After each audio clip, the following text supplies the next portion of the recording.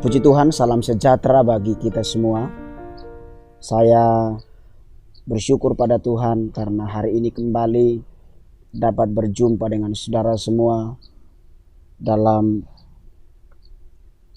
ibadah yang sangat berbahagia ini, di mana kita dapat belajar tentang kebenaran firman Tuhan dan juga kita dapat bertumbuh bersama-sama dari pengenalan kita akan Tuhan Yesus Kristus melalui kebenaran firman Tuhan. Sebelumnya mari kita nyanyikan sebuah pujian. Mari kita nyanyikan pujian ini dengan segenap hati kita, dengan sungguh-sungguh kita menghayati bahwa betapa Tuhan Yesus itu baik dalam hidup kita.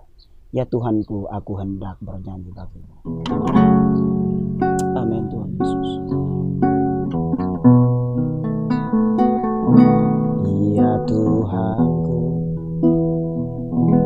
aku hendak bernyanyi bagimu selama aku hidup. Ya Allahku, aku hendak bermazmur bagimu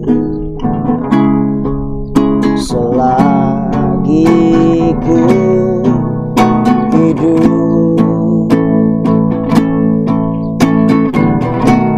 Inilah yang ku renungkan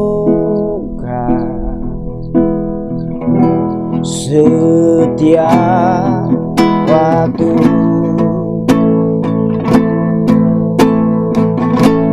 Nyanyian pujian dan pengagungan kepadamu, Amin Yesus. Biarlah manis kau dengar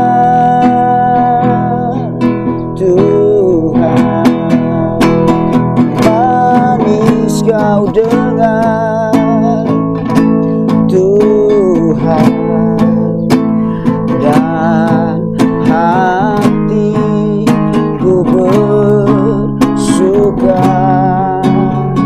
padamu. Nyanyikan pujian ini lagi dari awal. Ya Tuhanku, aku bernyanyi bagimu. Ya Tuhanku, oh aku hendak bernyanyi bagimu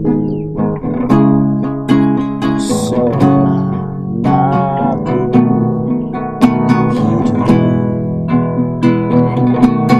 Ya Allahku, aku hendak bermazmur bagimu selagi ku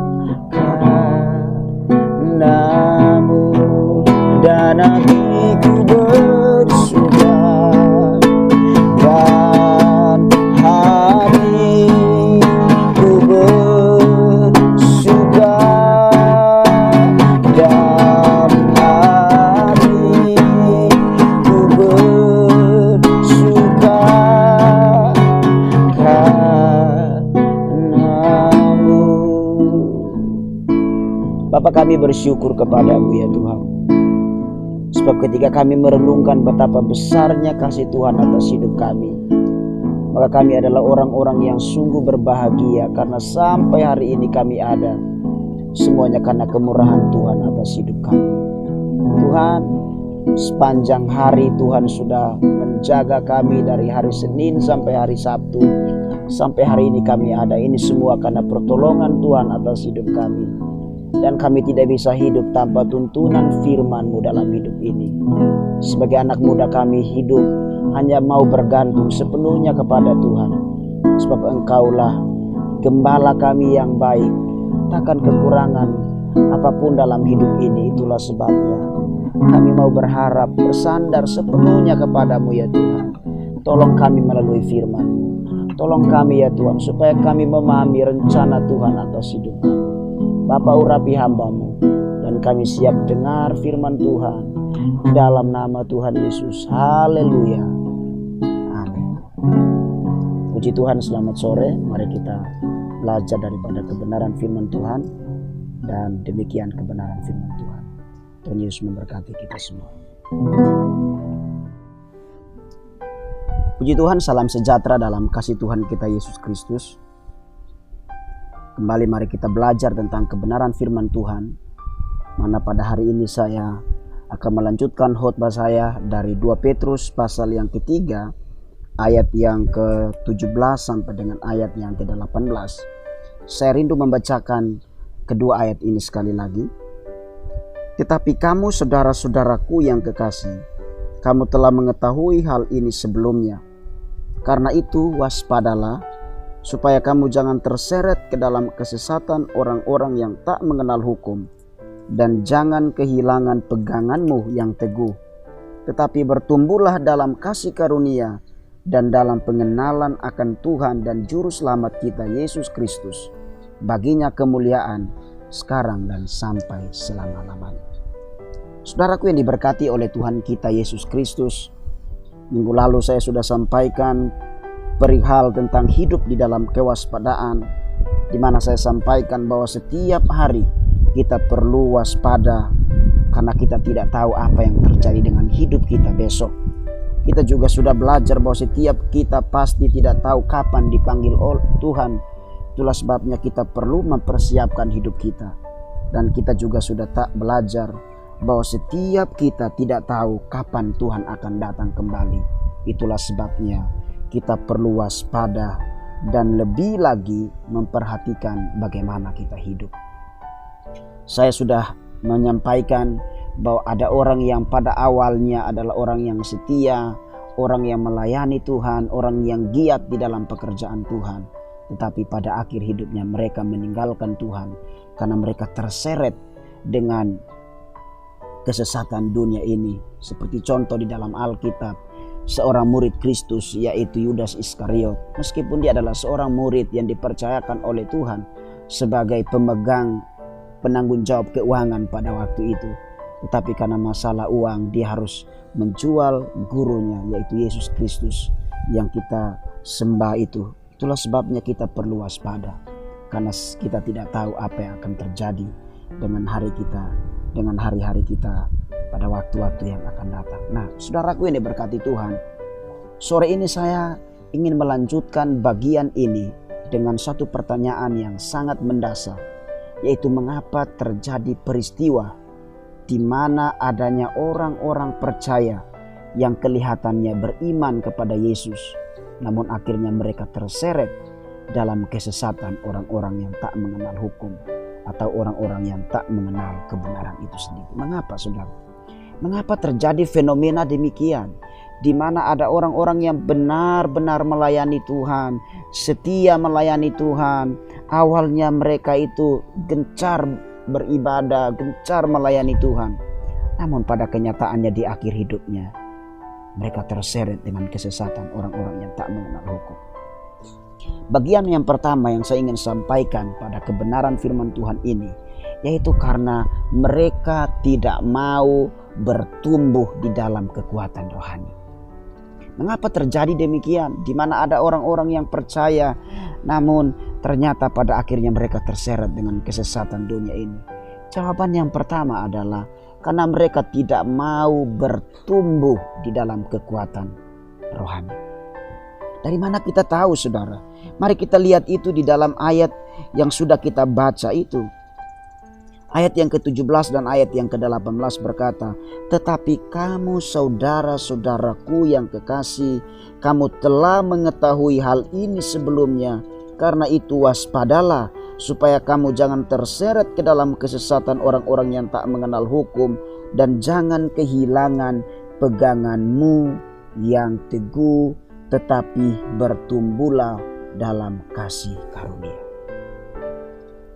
Mengapa demikian? Ada fenomena atau ada peristiwa yang demikian, saudara. Karena ada orang-orang tertentu yang memang kelihatannya mereka beribadah, kelihatannya mereka beragama, tetapi mereka tidak mau bertumbuh di dalam kekuatan rohani. Mari kita cek di dalam Alkitab. Terjemahan yang lain berkata di dalam firman Allah yang hidup ditulis demikian, bahwa tetapi bertumbuhlah di dalam kekuatan rohani dan belajarlah untuk mengenal Yesus. Jadi mengapa mereka terseret? Karena mereka tidak mau bertumbuh di dalam kebenaran itu sendiri. Saya berharap setelah kita mendengarkan firman Tuhan ini, kita menjadi orang-orang yang waspada dengan kehidupan rohani kita, di mana kita perlu berusaha, berjuang untuk ketika kita mendengarkan firman Tuhan, membaca firman Tuhan, kita harus mau memberi hidup kita ini dipimpin oleh firman, dan kita siap untuk bertumbuh di dalam kekuatan rohani melalui firman Tuhan yang kita dengar setiap saat. Dijelaskan di sini oleh firman Allah yang hidup, yaitu tetapi bertumbuhlah di dalam kekuatan rohani. Mengapa ada orang-orang tertentu yang terseret dengan kesesatan dunia ini? Karena mereka tidak mau bertumbuh. Mereka sekedar mau dengar firman Tuhan, tetapi tidak mau diperbaiki oleh kebenaran firman Tuhan. Akhirnya mereka tidak dapat bertumbuh secara rohani. Kekuatan rohani apa yang dibicarakan di sini, saudara? Menurut firman Allah yang hidup, kekuatan rohani di sini berbicara tentang rahmat Yesus Kristus atau kasih karunia Allah. Jadi seseorang yang mau bertumbuh di dalam kekuatan rohani, orang tersebut harusnya terus belajar dan terus mau dididik oleh kebenaran firman Tuhan dan bertumbuh di dalam kasih karunia Tuhan itu sendiri. Bukankah saya sudah pernah mengkhotbahkan itu di dalam Titus pasal yang kedua ayat yang ke-11 dan 12, bahwa kasih karunia Allah itu mendidik kita supaya kita meninggalkan segala kefasikan kita. Itulah sebabnya orang-orang yang mau bertumbuh di dalam kekuatan rohani, mereka lah yang bersedia untuk hidup dididik oleh kebenaran firman Tuhan dan berusaha, bersedia untuk melepaskan setiap keinginan-keinginan daging yang bertentangan dengan keinginan roh. Saudara yang diberkati oleh Tuhan kita Yesus Kristus, jikalau kita mau supaya tidak tersesat dengan kesesatan dunia ini, maka kita perlu siap untuk bertumbuh setiap saat.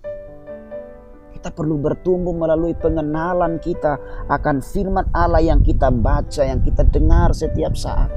Kalau tidak, kita akan mengalami kematian secara rohani. Iman kita tidak bertumbuh, pengharapan kita tidak kokoh di dalam pengeringan kita kepada Tuhan. Itulah sebabnya kita perlu bertumbuh di dalam kekuatan-kekuatan rohani. Hal ini berbicara tentang di dalam persekutuan kita dengan Tuhan. Kita memberi hidup kita bersekutu dengan Tuhan, melayani Tuhan, dididik oleh firman Tuhan. Akhirnya hidup kita dari hari ke hari akan dibaharui menjadi sama dengan Tuhan. Akhirnya apa, saudara? Akhirnya kita tidak tersesat dengan kesesatan-kesesatan dunia ini. Saudara yang diberkati oleh Tuhan kita Yesus Kristus, pertanyaannya bagi kita adalah, mengapa ada orang-orang yang kelihatannya berrohani, beribadah kepada Tuhan, sering melayani Tuhan, namun akhirnya mereka terseret dengan kesesatan dunia ini? Jawabannya adalah karena mereka tidak mau bertumbuh dengan baik. Mereka tidak mau bertumbuh dengan baik menurut kebenaran firman Allah. Mereka tidak mau bertumbuh dengan baik menurut kasih karunia Allah. Mereka tidak mau memberi hidup mereka untuk disirami dengan siraman rohani kebenaran firman Tuhan yang terus memperbaiki karakter dan kehidupan mereka. Itulah sebabnya jikalau kita mau supaya kita tidak menjadi orang-orang yang terseret dengan kesesatan dunia ini, maka kita perlu melapangkan dada, memberikan hidup kita ini untuk bertumbuh, untuk dididik, untuk diperbaiki melalui kebenaran firman Tuhan. Mengapa ada kesesatan pada orang-orang yang sudah percaya Yesus? Karena mereka ogah-ogahan mengiring Tuhan. Mereka tidak serius mengiring Tuhan. Mereka tidak serius melayani Tuhan. Mereka tidak serius di dalam pengenalan mereka. Mereka tidak mau bertumbuh pada kebenaran yang disampaikan kepada mereka itu. Itulah sebabnya mereka gampang tersesat. Sekali lagi ingat contoh daripada murid Yesus itu, yaitu Yudas Iskariot. Meskipun dia dididik dengan begitu rutin oleh Yesus selama 3,5 tahun, namun kenapa dia menjadi orang yang tersesat dan terhilang begitu saja? Karena dia tidak mau bertumbuh di dalam setiap kebenaran firman Tuhan yang disampaikan oleh Tuhan Yesus sebagai guru agung. Memang benar saudara ya, ada orang-orang yang kelihatannya giat melayani Tuhan. Ada orang-orang yang kelihatannya setia melayani Tuhan. Ada orang-orang yang kelihatannya sibuk dengan Tuhan. Tapi pada akhirnya Tuhan mencampakkan mereka. Masih ingatkah kita dengan Yesus dalam khotbahnya di bukit dalam Matius pasal yang ke-7 ayat yang ke-21.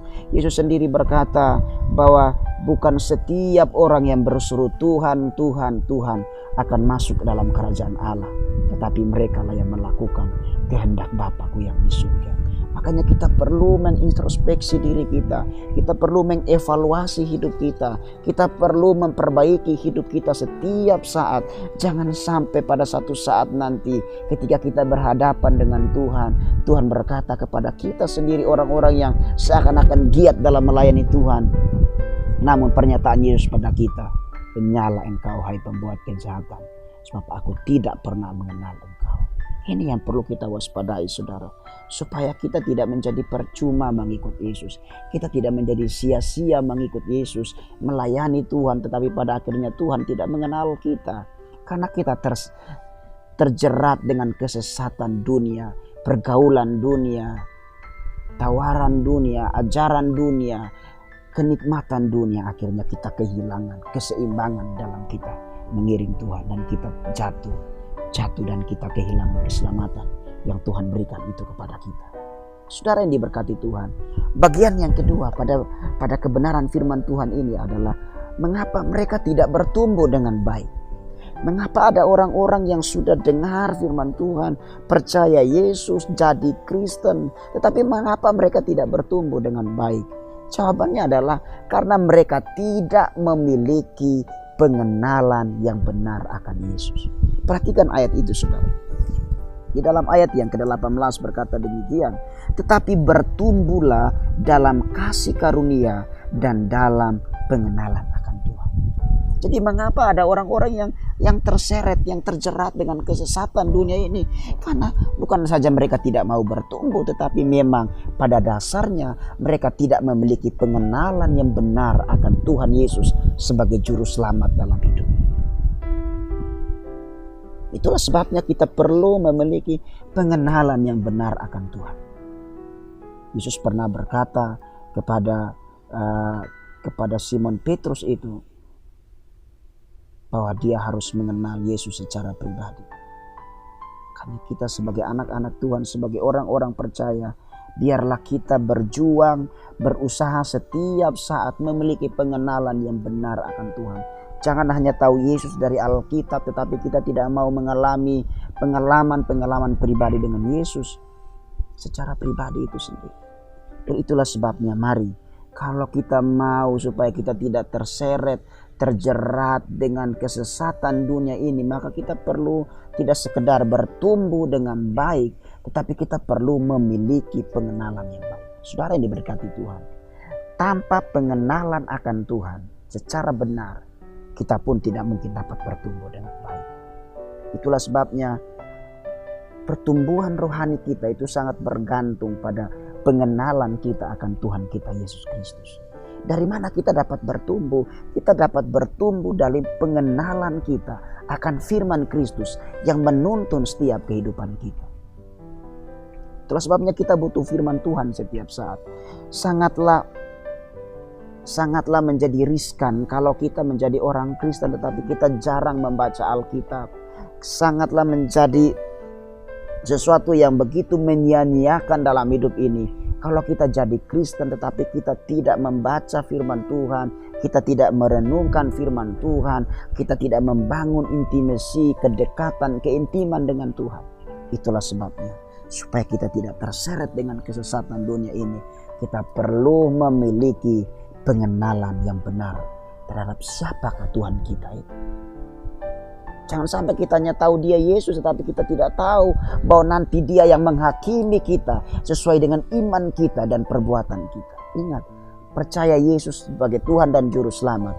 Dan ingat, percaya Yesus pula sebagai hakim yang akan menghakimi setiap kita sesuai dengan iman kita dan perbuatan kita selama kita hidup di muka bumi ini. Perhatikan 2 Petrus pasal yang ketiga, ayat yang ketiga sampai ayat yang kelima itu.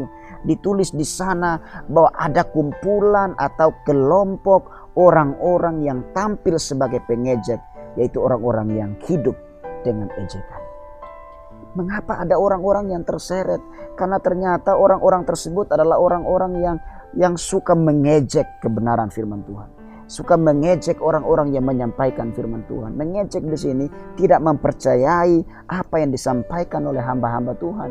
Mereka mendengar tetapi mereka mencemooh siapa yang menyampaikannya. Mereka mendengar tetapi mereka tidak menerima siapa yang menyampaikannya dan ajaran yang disampaikan kepada mereka. Ini sudah. Mengapa mereka terseret? Karena mereka tidak menerima. Mereka mengejek firman itu sendiri. Mereka mengabaikan firman itu sendiri. Mereka menghina firman itu sendiri. Dan mengapa mereka terseret? Karena mereka hidup dengan hawa nafsunya. Perhatikan itu di dalam ayat yang ketiga itu. Yang terutama harus kamu ketahui ialah bahwa pada hari-hari akhir zaman akan tampil pengejek-pengejek dengan ejekannya, yaitu orang-orang yang hidup menuruti hawa nafsunya. Jadi mengapa mereka terseret? Karena mereka hidup tidak menghargai firman Tuhan. Mereka mengolok-olok firman Allah. Mereka mengejek pemberita-pemberita firman Tuhan.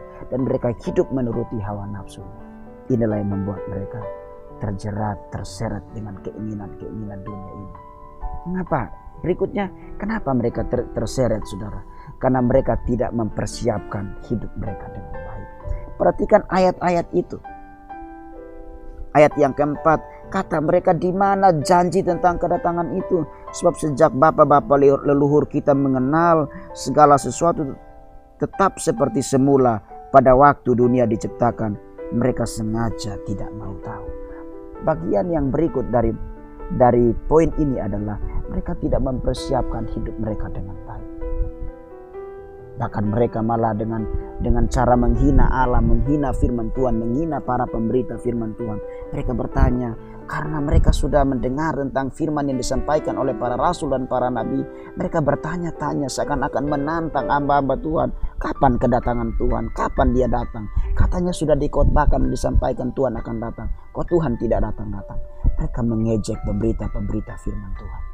Dari sini kita dapat belajar bahwa untuk hidup menjadi pribadi yang benar serta berkenan di hadapan Allah, maka kita jangan hanya sibuk mengurus tanda-tanda kedatangan Yesus, tetapi mari kita fokus bagaimana seharusnya kita hidup.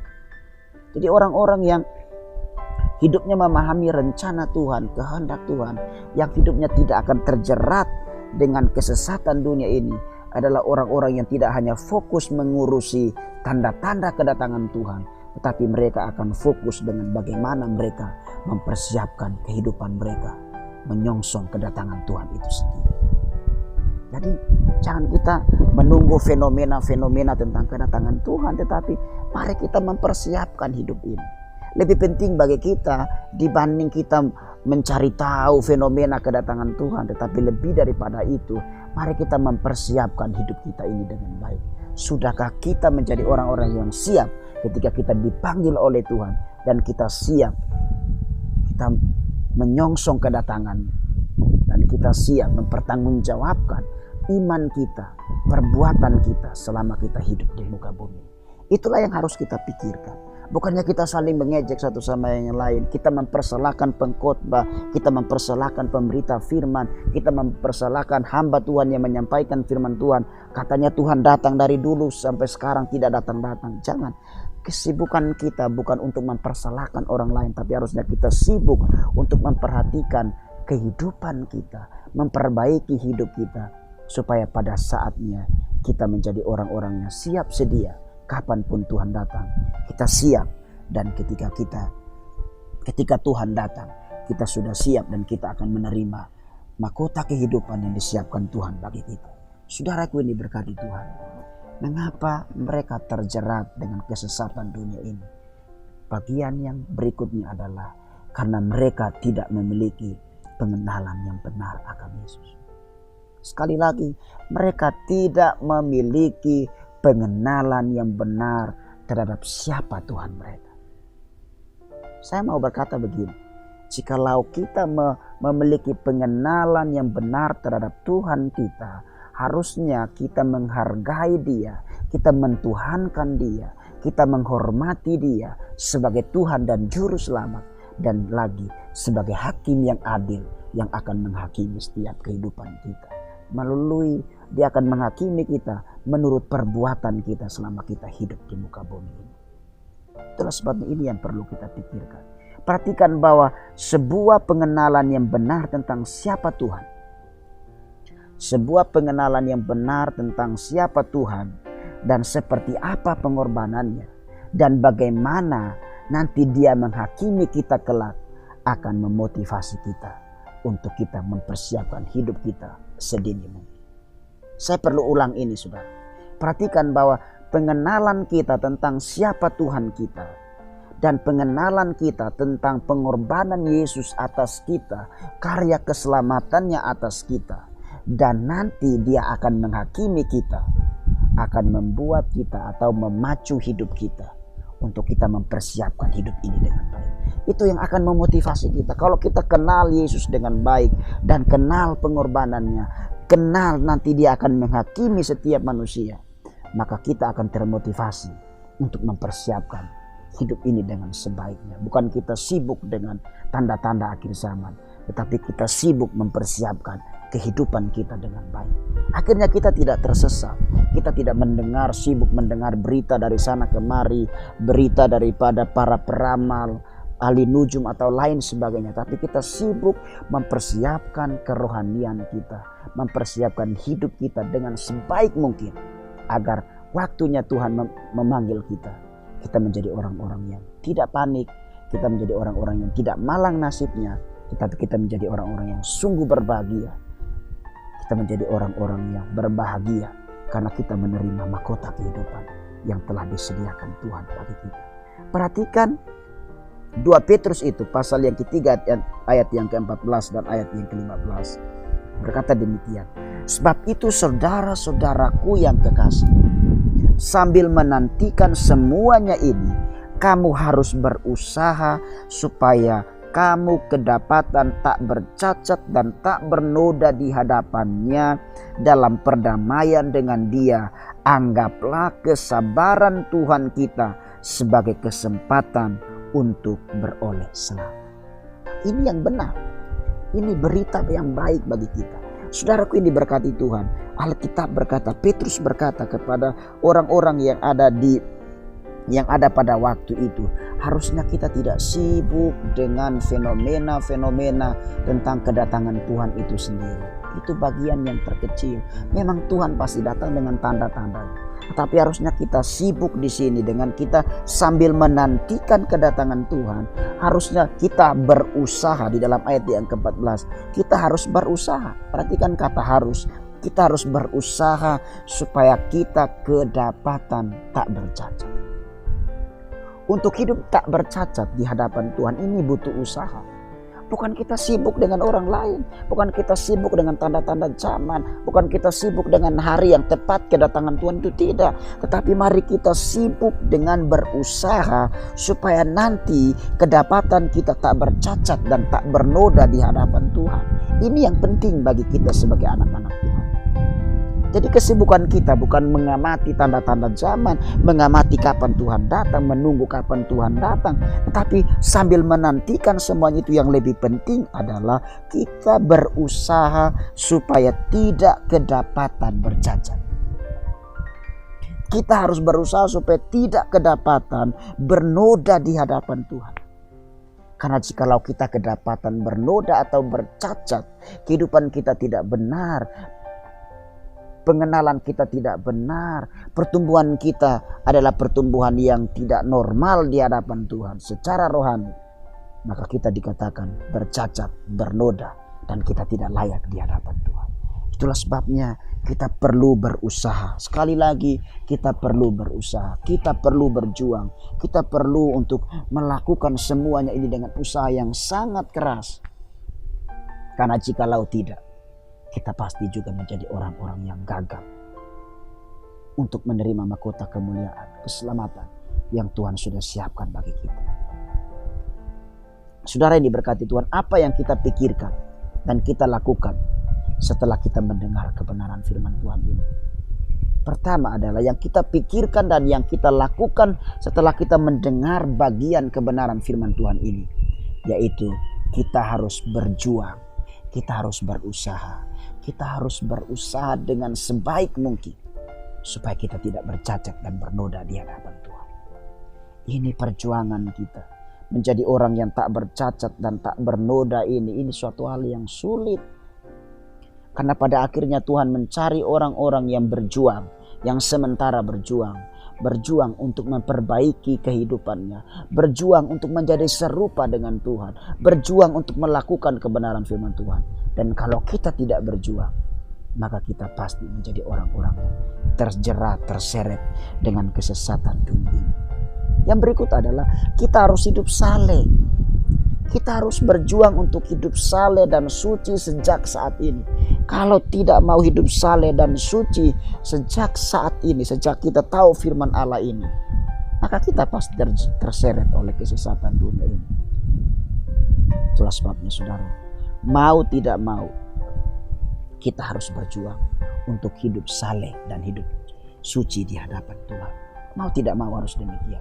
Nah, apa yang dimaksud dengan hidup saleh dan suci dari 2 Petrus pasal yang ketiga ayat yang ke-11 ini dikatakan bahwa tetapi sesuai dengan janjinya kita menantikan langit yang baru dan bumi yang baru. Mundur ayat yang ke-11. Jadi jika segala sesuatu ini akan hancur secara demikian, betapa sucinya dan salehnya kamu harus hidup. Kalau kita tahu hidup ini perlu perjuangan, kita dituntut untuk hidup suci dan saleh, maka kita tidak boleh hidup lengah, kita tidak boleh hidup secara pelan-pelan, kita tidak boleh hidup santai di dunia ini, tetapi kita harus berjuang, kita harus terus memperbaiki kehidupan ini, karena Tuhan menuntut kita betapa saleh dan sucinya kita harus hidup. Ini sesuatu hal yang tidak mudah, saudara. Karena pada dasarnya kita manusia yang berdosa. Itulah sebabnya firman Allah berkata, Tuhan menuntut kita dengan betapa saleh dan sucinya kita harus hidup. Saudara yang diberkati Tuhan, hidup saleh dan suci di sini berbicara tentang bagaimana kita memelihara hubungan kita dengan Tuhan. Artinya begini, kita tidak mungkin dapat menjadi pribadi yang saleh, pribadi yang suci, jikalau kita mengabaikan hidup membangun kehidupan yang membangun hubungan yang karib dengan Tuhan. Jadi untuk hidup saleh, untuk hidup suci di hadapan Allah, kita perlu membangun ini bersama dengan Tuhan. Kita tidak mungkin dapat hidup saleh dan suci jikalau kita tidak mengandalkan Tuhan dalam hidup kita. Itulah sebabnya Alkitab diberikan kepada kita untuk menuntun kita. Roh Kudus dimeteraikan dalam hidup kita untuk menuntun kita supaya nanti kita bisa memperjuangkan bagaimana sih hidup saleh dan hidup yang benar itu, hidup yang suci itu. Itulah sebabnya kita hanya bisa hidup saleh dan hidup suci jikalau kita benar-benar bertumbuh bersama dengan firman Allah yang kita tahu, dan kita memiliki pengenalan yang baik akan Yesus Kristus Tuhan kita, dan kita benar-benar memelihara hubungan yang baik dengan Tuhan, keintiman, keseriusan, kekudusan kita perlu jaga, memisahkan hidup dari dunia ini, dan kita fokus untuk memberikan hidup ini hanya untuk Tuhan. Saudara yang diberkati Tuhan, apakah saudara siap untuk melakukan ini? Apakah kita siap untuk mengerjakan setiap kebenaran yang sudah saya sampaikan ini? Betapa salehnya kita harus hidup, betapa sucinya kita harus hidup, betapa sulitnya kita harus berjuang. Namun demikian, apakah kita sudi, kita siap untuk memperjuangkan kehidupan ini dengan baik? Itulah sebabnya jika saudara siap, maka mari kita mau hidup dididik oleh firman Tuhan, dididik oleh kasih karunia Tuhan. Kita siap bertumbuh di dalam kasih karunia Tuhan, dan kita siap untuk setiap hari berjuang, berusaha mengenal Tuhan secara pribadi, mengenal Tuhan secara intim, kita mengenal Dia, dan kita berusaha memberikan hidup ini untuk dipimpin oleh Roh Kudus setiap saat. Pada akhirnya kita menjadi orang-orang yang nanti akan mendapat tempat, akan mendapat mahkota kemuliaan. Kita akan hidup bersama-sama dengan Tuhan. Itulah sebabnya mari kita jangan sibuk memikirkan tanda-tanda zaman ini, tetapi mari kita sibuk untuk memperhatikan hidup kita ini. Alkitab berkata bahwa kita harus memperhatikan betapa salehnya kita harus hidup sementara kita menantikan kedatangan Tuhan. Ingat pelajaran yang saya sudah sampaikan kepada kita semua, yaitu kita harus bertumbuh setiap saat, dan kita harus memiliki pengenalan yang baik akan Tuhan kita Yesus Kristus. Dan yang terakhir adalah kita perlu hidup saleh dan suci, karena tanpa hal-hal ini kita tidak mungkin berkenan di hadapan Allah. Waspadalah, berjuanglah, berjaga-jagalah, karena waktu dan kedatangan Tuhan kita tidak tahu. Tetapi ketika kita memiliki pertumbuhan yang baik, pengenalan yang baik, kedekatan, kita memiliki hubungan yang erat dengan Tuhan, maka kita pasti memfokuskan hidup ini pada bagaimana kita mempersiapkan hidup kita, dan bagaimana kita bertumbuh dan mengenal Tuhan secara pribadi sementara kita ada di muka bumi ini. Puji Tuhan, demikian kebenaran firman Tuhan yang dapat saya sampaikan kepada kita semua, dan kiranya Tuhan Yesus memberkati. Mari kita berdoa. Bapa, kami bersyukur buat anugerah-Mu, kasih setia-Mu atas hidup kami. Kami sudah belajar firman Tuhan bahwa supaya kami tidak terjerat, terseret oleh keinginan-keinginan dunia ini, kesesatan dunia ini, maka kami harus mengenal Tuhan secara pribadi, dan kami mau bertumbuh di dalam pengenalan yang baik akan Tuhan, dan kami harus berjuang untuk hidup saleh, hidup suci, memelihara hubungan yang baik dengan Tuhan, supaya kami kedapatan orang-orang yang berhak menerima mahkota kemuliaan, bagian kehidupan kekal yang Tuhan berikan kepada kami. Bapa, kami bersyukur kepadamu buat firman Tuhan yang sudah kami dengar. Akhirnya hamba berdoa, kuatkan dan teguhkanlah anak-anak Tuhan, remaja GPD Eklesia Jember, setiap yang mendengarkan firman Tuhan ini. Kiranya Tuhan meneguhkan iman kami, kuatkan kami, teguhkan kami, sertai kami, tolong kami ya Roh Kudus, supaya kami kuat menjalani hidup ini. Dunia banyak sekali tantangannya, banyak sekali godaannya, tetapi kami percaya bersama dengan Tuhan kami sanggup menjalani hidup ini dengan baik. Pada akhirnya kami menjadi pribadi-pribadi yang lebih daripada pemenang. Kami menerima mahkota kemuliaan yang Tuhan berikan kepada kami. Bapa, akhir daripada ibadah ini hamba berdoa buat remaja GPD Eklesia Jember, berkati di masa yang sukar dan sulit ini. Tuhan sertai mereka, Tuhan tolong mereka, jaga, lindungi mereka.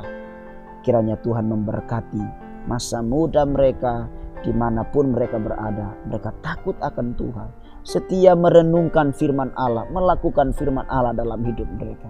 Mereka menjadi contoh teladan dan terang dimanapun mereka berada. Jaga hidup mereka. Kiranya pergaulan mereka adalah pergaulan yang baik menurut aturan-aturan firman Allah, supaya mereka tidak terjerat, terseret dengan kesesatan-kesesatan dunia ini. Hamba berdoa kepada mereka, jagai mereka, lindungi mereka, tuntun mereka kemanapun mereka pergi dan berada. Bapa, hamba berdoa kiranya berkat daripada Allah Bapa, cinta kasih daripada Tuhan Yesus, penyertaan Allah Roh Kudus menyertai kami semua, memberkati kami semua, setiap hamba-hamba Tuhan yang melayani pada sore hari ini.